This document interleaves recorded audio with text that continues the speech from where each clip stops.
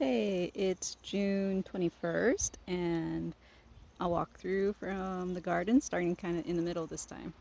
See, my sunflowers are finally starting to open up. I'm so happy for them. And the little sunflowers are just doing amazing. I'll get over to the nasturtiums, but here, the pollination that I was talking about. So, this was yesterday morning. I pollinated this little guy. We got lots of ants. Not sure if this is a problem or not. My ass, but you can definitely, it's nice and swollen. It's taken very well. I'll finally have another seed pumpkin. Yay! I didn't have one for this plant yet. But there is another pumpkin right here on this vine. And if I let this guy go, he could accidentally abort this one. And I went ahead at the very end of the vine. I clipped off, there we go, another little one to make sure this guy is getting as much energy as possible. Now, since this is kind of in a field that had the miso, the little waterways already put into it, I have to use these, well, they're actually the old parts for planting rice for the machines, but now I'm just using them as tiny bridges. And here we go. You see, for those who are worried about my bees, they are happy. Got lots of them. I leave lots and lots of flowers open, but I really do want to have a few true pumpkins because seeds are stupid expensive. Okay, over here, these are my cinnamon girls. They are quite small. I learned this year I let them set way too close to the main vine, like where it goes in. That was a mistake.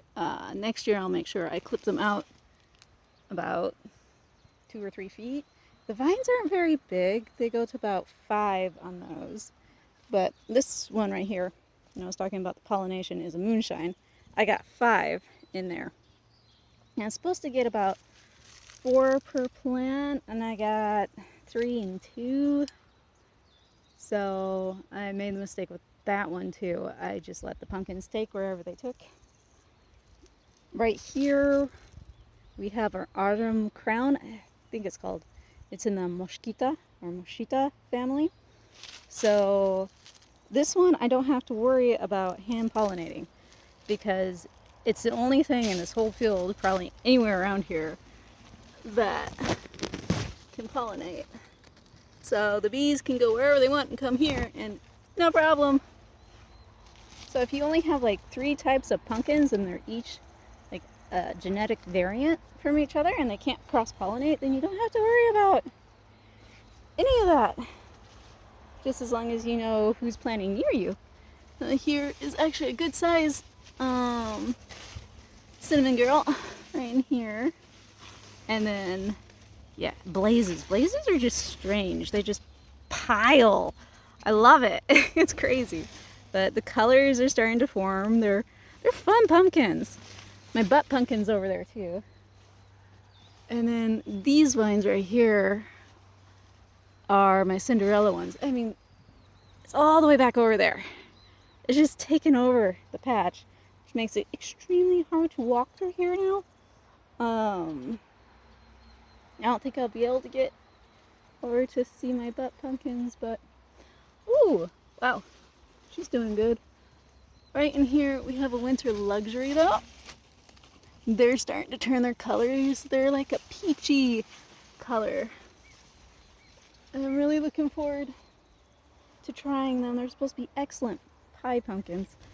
And you're going to see me try to figure out where I can step without crunching a vine.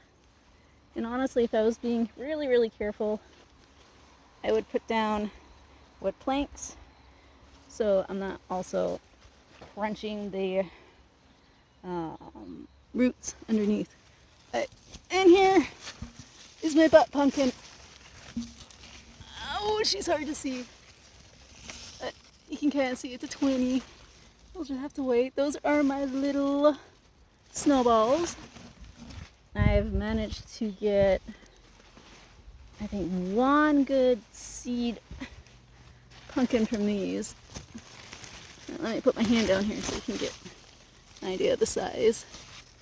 They're cuties! Oh, don't fall over. Got some that's actually gotten kind of big. Oh my gosh! Digging over there. You can see. Alright. And now Cinderellas, these things are just taking off.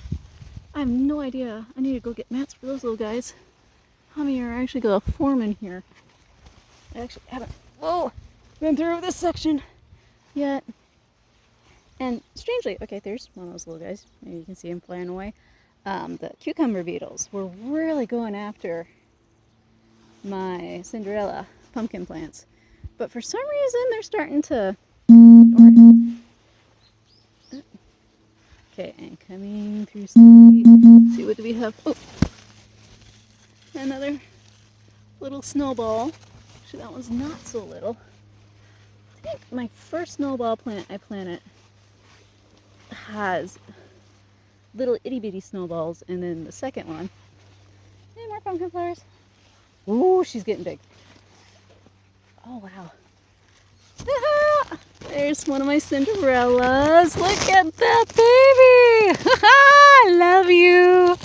I say I do love my pumpkins. Whoa, I got some nice sized ones in there. I have not been in here recently. Okay. Then erasers. These are my carvers. I did not plant enough of them. This is one thing I gotta remember to do for next year. So this leaf, if I let it go, it's gonna touch the pumpkin and scratch her up. You can see she has a little bit of a scar here. So if I'm going for a real pretty one, I need to make sure I keep the leaves away. But you can see she's good size, good shape. She's gonna make a really pretty jack-o'-lantern. Coming through here. Got another little Cinderella. Oh, I got the extra ones there. Yay. And you can see this Cinderella, she's already starting to change color. I get down there. Oh boy. Trying not to step on the vines. Oh, look at her. Now, this one I was really worried about because the vine here, it started rotting, and here too, you can see there's a bit of discoloration. I think slugs got to it in the earlier stages. So I went ahead and cut it. I was really worried she'd fall off, but she's doing good. And she might break that little bridge thing. It's all warped. Okay. Let's go over to another one of my racers. This one is my biggest one so far, and she's starting to change color. Oh, she's turning out nice. But yeah, you can kind of see you got nice size here. She's gonna make a really nice jack-o'-lantern. I got 5 of those in here, but the one that you just saw is the biggest by far. And then in here I have gourds going. Gourds are a little bit slower than our other pumpkins. Like, I planted them at the same time. I was expecting them to take off at the same time. The gourds just weren't going. I was wondering where they were, and then they exploded. So we got bicolor, these little guys. See, oh, we got one a little bit higher. Now, normally I'd cut the weeds, but it decided to grow up in the weeds. I was just like, yeah, well, okay. Don't have to worry about them being too low and getting in the little ditches and rotting. Oh, that one's not even a bicolor. It's all yellow. Cool. I like when I have variations. I probably should go ahead and try to get a few of those seeds. Now, we got our little Jack-B Littles. The colors are almost there. And I got like this darker orange. And on the other side, you'll see I have ones that are a lighter orange. Let's see, my second batch. Sadly, those holes, you can see there's no pumpkins coming out of those holes yet.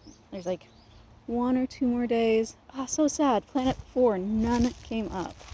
Here, I'm doing a row cover this time around. I need to go ahead and put some